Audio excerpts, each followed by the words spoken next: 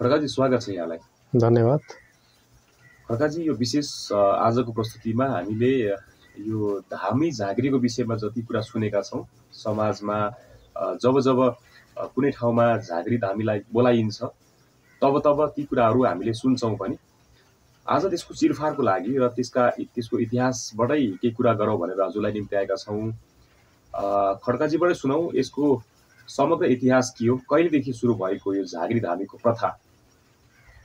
सर्वप्रथम त यो सृष्टिको आदिकाल जब मानव इतिहास सुरु हुन्छ, हजुर, मानव इतिहास सुरु हुने बेलाको सँगसँगै हजुर, यो झाँक्री धामी परम्परा पनि सुरु हुन्छ। हजुर, यो सत्ययुगको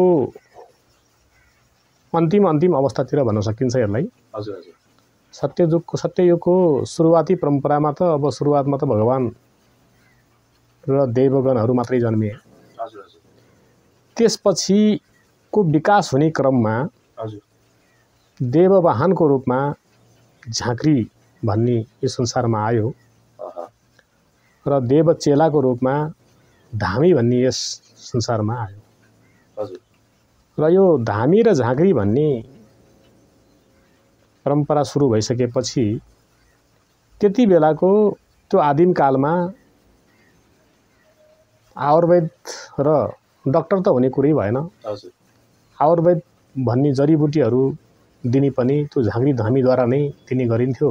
हजुर, त्यति बेलाको झाँक्रीको प्रथम झाँक्री वा गुरु झाँक्री भनिन्छ वर्षु लामा। त्यो वर्षु लामाबाट सुरु हुन्छ यो। हजुर, र त्यसपछि हाँगो फार्दै आउँछ र एकतर्फ लामा हुँदै जान्छ, हजुर, जो बौद्ध मार्गीमा जान्छ लामा भनेको। एकतर्फ जो झाँक्री बन्छ त्यो हाम्रो प्राय गरेर मङ्गोलियन या वैश्य समाजबाट सुरु हुन्छ यो। हजुर, र अहिले त लगभग सबै उसमा जातिमा छ यो।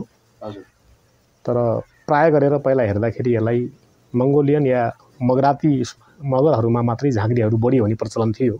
हजुर, यो झाँक्री कस्तो हुन्छ भन्दा अब ठ्याक्कै श्रावणको महिनामा झाँक्रीहरू कैलाश पर्वतमा जान्छन्। हजुर, र ज्ञानलाई शुद्ध गर्ने क्रममा, त्यो ज्ञानलाई नयाँ नवीनीकरण गर्ने क्रममा ती झाँक्रीहरू कैलाश पर्वतमा मानसरोवरमा गएर वर्षको एकपटक त्यहाँ त्यो ज्ञानलाई प्रायश्चित गर्ने, ज्ञानलाई चोख्याउने।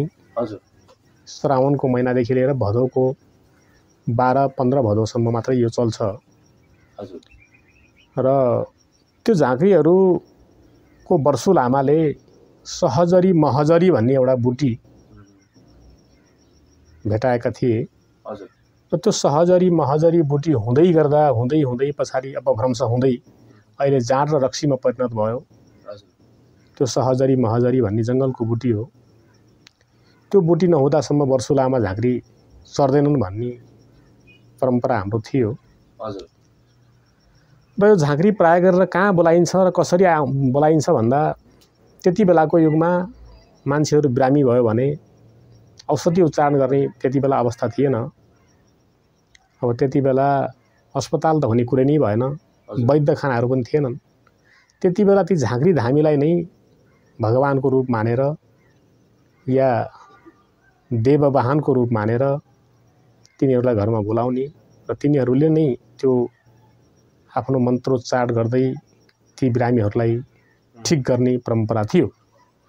र प्राय गरेर अहिले पनि मध्य पहाडी र हिमाली भेगमा यो झाँक्री धामीको परम्परा बढी देखिन्छ।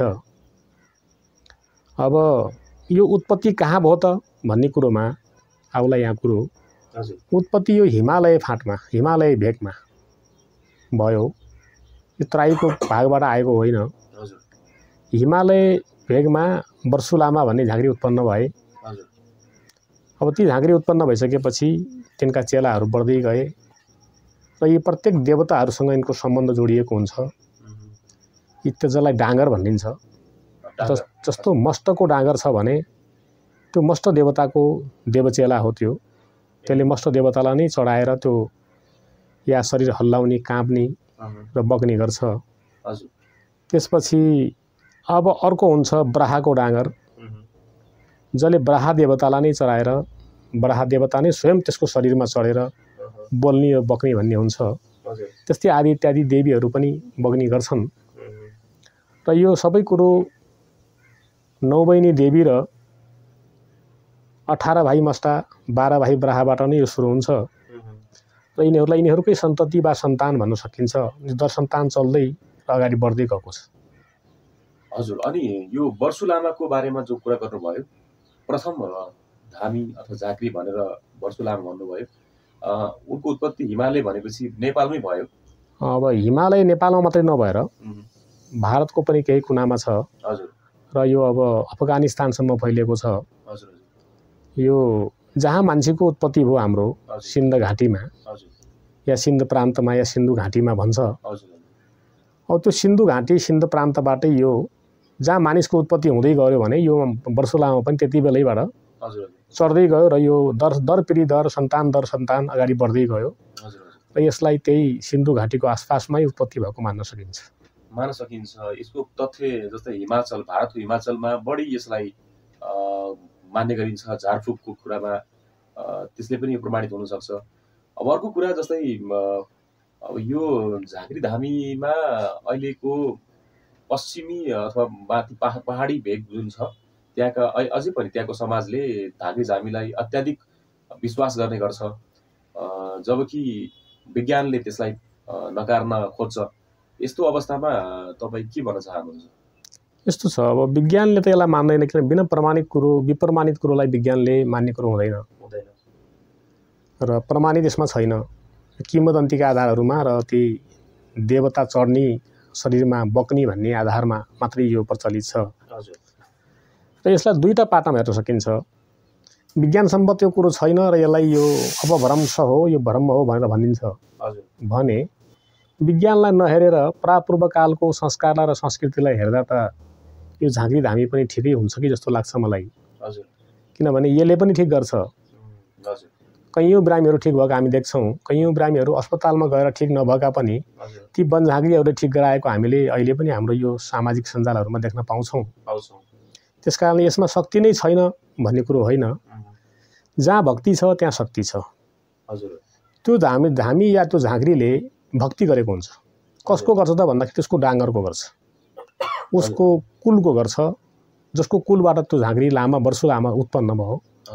त्यसलाई त्यसले भक्तिपूर्वक मानेको हुन्छ र त्यो भक्तिपूर्वक मान्दा ती भक्तिसँगै शक्ति उत्पन्न भएको हुन्छ र त्यो शक्तिले नै ठिक हुन्छ भन्ने मेरो विचारमा मलाई जहाँसम्म लाग्छ। किनभने यो संसारमा मानेपछि सबै चिज छ, ढुङ्गो पनि भगवान छ, नमानेपछि त केही पनि छैन। वास्तवमा हेरौँ भने त भगवान पनि त हुँदैन। भगवान भन्ने चिज त देखेकै छैन, अदृश्य चिज छ। त्यो अदृश्य चिजबाटै यो झाँक्री धामीलाई पनि त्यसरी लिन सकिन्छ। र झाँक्री धामीलाई अपभ्रंश मात्रै अपवाद मात्रै भन्न सकिन्न र केही शक्ति पनि छ भनेर एउटा दुई पाटालाई हेर्न सकिन्छ। एक पाटाले विज्ञानले होइन भन्छ भने अब सामाजिक मान्यता र सांस्कृतिक परम्पराले झाँक्री धामी पनि हुन्छ र यसले जानेको छ, यसले ठिक पार्छ भन्ने छ। र यसलाई म दुईटी पाटाबाट दुईवटै चिज ठिक छन् भन्छु। विज्ञान पनि ठिक छ आफ्नो जग्गामा, आफ्नो ठाउँमा, र झाँक्री धामीको परम्परा पनि ठिक छ। अनि खड्काजी अर्को कुरा जस्तै अहिले नेपालकै कुरा गऱ्यौँ भने हामीले अहिलेको पढे लेखेको समाज जुन बढ्दै गइराखेको छ, त्यो समाजको विकास हुँदै गइराखेको छ। अब त्यस्तो पढे लेखेको मान्छेहरूले त सिधै यसलाई नकार्न खोज्छन्, किनकि विज्ञान अब हाबी हुँदै गइराखेको छ। यस्तो अवस्थामा धामी र झाँक्रीहरूको जुन संस्कृति छ यो पनि विलुप्त हुने अवस्थामै छ भन्दा हजुरको के छ तर्क? यो विलुप्त हुने अवस्थामा छैन।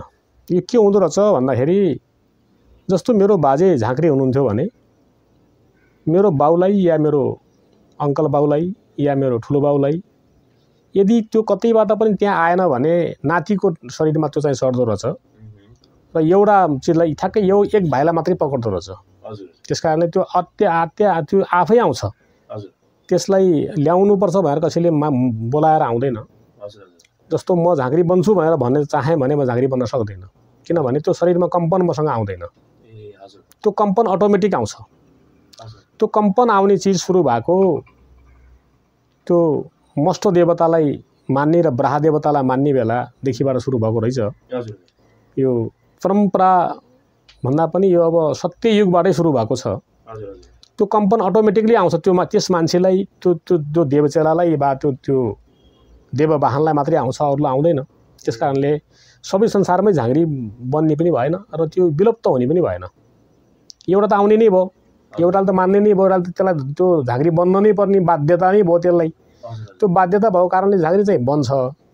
अब झाँक्री धामीको परम्परा अगाडि बढ्छ कि बढ्दैन भन्ने जहाँसम्म यहाँको प्रश्न छ। अब मान्छेले मान्नै छाडिदियो भने त परम्परा अगाडि त नबढ्ला। मानेपछि पो भगवान हुन्छ, नमाने त हुँदैन। यो झाँक्री भन्ने चिजै हुँदैन, यो देवता भन्ने चिजै हुँदैन भन्ने विज्ञान सम्बन्ध जानियो भने त यो चिज आफ्नै घरमा सीमित रहन्छ र यो बाहिर चाहिँ भाइरल भएर चाहिँ बाहिर जाँदैन।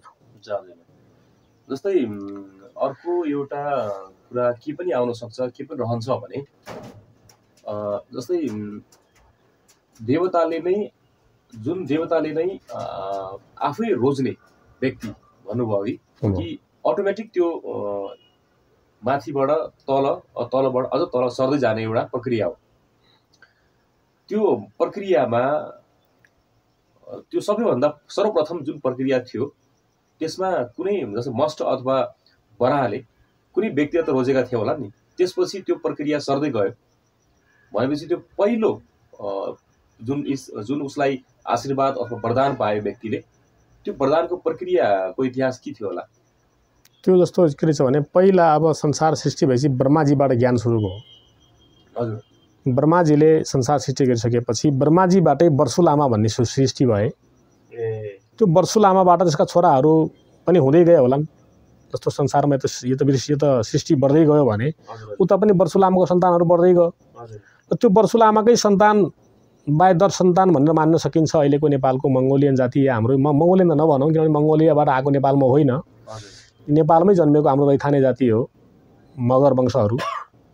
यो मगर वंशकै पुर्खा थिए भनेर उसलाई वर्षु लामालाई मान्न सकिन्छ। र त्यो वर्षु लामाका जति सन्तान बढ्दै गए, दर सन्तान बढ्दै गए, तिनीहरूमा झाँक्री प्रथा यथावत रहँदै र सर्दै अगाडि बढ्यो। तर यहाँनिर फेरि अर्को प्रश्न के उम्जिन सक्छ भने खड्काजी, जस्तै अहिले सप्तऋषि जुन हामीले अस्ति पञ्चमीको दिनमा पनि सप्तऋषिको पूजा गऱ्यौँ, त्यो सप्तऋषिकै सन्तान भनिन्छ संसारमा। सर्वप्रथम ब्रह्माजीले उत्पत्ति गराइसकेपछि सप्तऋषिहरू उत्पन्न हुनुभयो संसारको चक्र पुरा गर्नका लागि, र हरेक ऋषिको नामबाट उसको सन्तानहरूको गोत्रहरू निर्धारण भयो। त्यसमा वर्षु लामाको नाम त कतै पनि देख्दैनौँ। त्यस कारणले गर्दाखेरि वर्षु लामा पनि कसैको सन्तान थिए होला। त्यो कसरी त्यसलाई त्यो तथ्य हजुरसँग के छ त्यसको बारेमा? यस्तो छ, यो वर्षु लामा भन्ने पदावली हो, त्यो पद दिएको हो। त्यो लामा प्रथा पनि अहिले चल्दै आएको छ। त्यो बौद्ध मार्गीहरूमा छ। बौद्ध धर्म जहाँ छ त्यहाँ लामा छ। लामा भनेको बौद्ध धर्मगुरु हुन्छ। त्यही बौद्ध धर्मगुरुतर्फ ऊ गयो भने यतातिर धामी र झाँक्री भनेका त्यसैका सन्तानहरूको अपभ्रंश भएर लामा हटाइयो, लामा रहेन, झाँक्री र धामी भएर रहे। उतातिर लामा रह्यो, यतातिर लामा रहेन। किनभने त्यो वेद मध्येमा एउटा वेद त उनीहरूसँग छ, लामाहरूसँग छ। त्यो वेद झाँक्री धामीहरूसँग छैन। फेरि झाँक्री धामीहरूसँग हामीसँग भएको वेदबाट चल्छन् यिनीहरू। जस्तो हाम्रो हिन्दूमा जो वेद छ त्यो वेद छ 18 वेद मध्ये एउटा वेद त्यो वर्षु लामासँग जो थियो, त्यो वेद मध्येको अहिलेको बौद्ध धर्ममा गएको छ। बौद्ध मार्गीहरू छन् र उनीहरूले लामा नै मान्छन्। त्यो लामा अहिले पनि छँदैछ। बौद्ध भिक्षुहरूमा खोजेर गयो भने अब लामाहरू छन्। यहाँहरू के भन्नु होला भने 2500 वर्ष पहिला मात्रै गौतम बुद्ध जन्मेका हुन् र बौद्ध धर्म सुरु भएको हो। त्योभन्दा पहिला त वर्षु लामा थिएन होला फेरि भन्ने यहाँहरूको प्रश्न आउँछ होला। यसलाई म के भन्छु भने 2500 वर्ष पहिला पनि बौद्ध धर्म थियो, बौद्ध परम्परा थियो। गौतम बुद्ध पो 2500 वर्ष पहिला जन्मेका हुन् त। भगवान गौतम बुद्ध नै बौद्ध धर्मको प्रमुख प्रवक्ता त होइनन् नि। प्रवक्ता त यिनलाई मान्न सकिन्न। यिन त पछाडि भएको अनुयायी हुन्। बौद्ध धर्म त्योभन्दा पहिला पनि थियो। त्यसलाई बौद्ध भनिन्थ्यो। बौद्ध त्यो चिज थियो। त्यो बौद्ध भनेको धर्म हो। त्यो बौद्ध गौतम बुद्ध त पछाडि भए, कपिलवस्तुमा जन्मे र त्यहाँका राजाका छोरा भए। त्यसपछि हामीले बौद्ध धर्म त्यताबाट मात्रै सुरु भएको मान्छौँ। त्यो होइन। बौद्ध धर्मको एउटा भगवानको रूपमा तिनी भए। जस्तो हिन्दू धर्म त धेरै पहिलादेखि थियो होला। सनातन धर्म धेरै पहिलादेखि थियो होला। त्यो सनातन धर्ममा हाम्रो 10वटा मात्रै भगवान किन छन् त? तिन त अवतार हुन् भने भगवान त अर्कै ठाउँमा छ, अर्कै छ भनेको त्यसले देखायो नि। त्यस्तै लामाहरूमा पनि लामा भन्ने जो चिज जो छ त्यो अदृश्य छ, त्यो छँदै छ। त्यो लामा एकतर्फमा लामा गयो, एकतर्फमा यता झाँक्री धामी आयो। त्यो लामा भएन, यता आइसकेपछि झाँक्री र धामी भयो। त्यसलाई अब त्यसैलाई फेरि अब यो तराईतिर गयो भने चौधरीहरू छन्, चौधरी समुदायहरूमा गुरुबा भन्छ। गुरुबा त्यो त्यही लामा, त्यही कम्पन, त्यो सबै त्यहाँ छ। जुन कम्पन त्यो झाँक्रीमा छ त्यही कम्पन त्यो गुरुबामा पनि छ। त्यो पनि धामी झाँक्रीमा आयो। अब भाषा भन्नेमा फरक फरक भयो। जस्तो लामा भनियो, वर्षु लामा भनियो, त्यो पक्षलाई लामा भन्दै गइयो। जो तराईतिर मान्नुपर्ने हाम्रो यो समाजले मानेको चौधरी समुदायमा या थारू समुदायमा छ त्यसलाई गुरुबा भन्दै गइयो। र हाम्रो जो मगर समुदायमा जो मान्ने परम्परा छ अब यसलाई हामीले झाँक्री बा या धामी बा भनेर मान्न सुरु गर्यौँ। भनेपछि मङ्गोल किराँतीतिरको धामी झाँक्री शब्द उतैबाट आएको हो? यो उतैबाट आएको हो। र यसो छ, झाँक्री भन्ने उताबाट आयो, लामाबाट झाँक्री बन्दै गयो। जो धामी भन्ने छ यो फेरि मस्त पूजकहरूबाट सुरु भएको छ, खस परम्पराबाट सुरु भएको छ। यो मिक्स भयो त यो चाहिँ यो धामी भन्ने चिज अलग भयो, झाँक्रीसँग चाहिँ मिल्न गएन। झाँक्रीसँग पुरै ज्ञान हुन्छ, जस्तो 18 विद्या हुन्छ झाँक्रीसँग, नै 12 विद्या हुन्छ। 12 विद्या कमाउनेलाई झाँक्री भनिन्छ भने 6 विद्या या 7 विद्याको यो धामी हुन्छ। यो धामी सानो हुन्छ। र धामी भनेको त्यो ढ्याङ्ग्रो बा भाँडा कोडीसँग बस्ती गर्दैन। त्यो धामी भनेको त्यसको देवतालाई चढाएर जसको घरमा जान्छ त्यसको कुलदेवतालाई चढाउँछ र त्यो कुलदेवता त्यसको आङमा शरीरमा चढेर कम्पन आउँछ। त्यसपछि त्यो बक्ने भन्ने परम्परा हुन्छ र त्यो बग्छ। त्यस कारणले त्यो भनेको यो मस्तो परम्परामा खस समुदायमा या क्षेत्रीय समुदायमा आयो धामी। प्राय गरेर मैले प्राय गरेर भन्दैछु, अब अपवादको रूपमा हरेक ठाउँमा हुन्छ। फेरि धामी हरेक जातिमा छ, हरेक क्षेत्रमा छ, तर बढी रूपमा वर्चस्व त्यता छ। धामीको वर्चस्व मस्तो पूजकतिर छ या क्षेत्रीय वर्गमा छ भने यो झाँक्री परम्परा वैश्य वर्ग भनौँ, नेपालको त वैश्य भन्न मिल्दैन, मगर समुदायमा छ बढी झाँक्री। भनेपछि तर दुवैको सम्मिश्रण त खसबाटै गयो। किन भन्दाखेरि मस्ट र बराहा त अब किराँत मङ्गोलतिर गयो। त्यो हो त एउटै, फेरि चिज त पहिला एउटै छ। मस्टको भान्जा नै बराहा हुन् भन्दा यिनको छोरी दियो त पहिलादेखि रहेछ भन्ने कुरो त्यस परमाणुले त्यसले पुष्टि गर्यो नि। मस्टको बहिनी यतातिर मन्नाल्ने हुन् भने उतातिर बराहाकी बहिनीहरू बजु हुन्, 9 बहिनी बजुहरू छन्। अब त्यो बजुहरू भनेका मस्टका भान्जीहरू भए। त्यो देवताको एउटा संसार छ त्यहाँ, त्यो देवलोक छ त्यहाँ। त्यो देवलोकमा पनि नालनाता छ, छोरी दियो छ, त्यहाँ पनि विवाहहरू छ।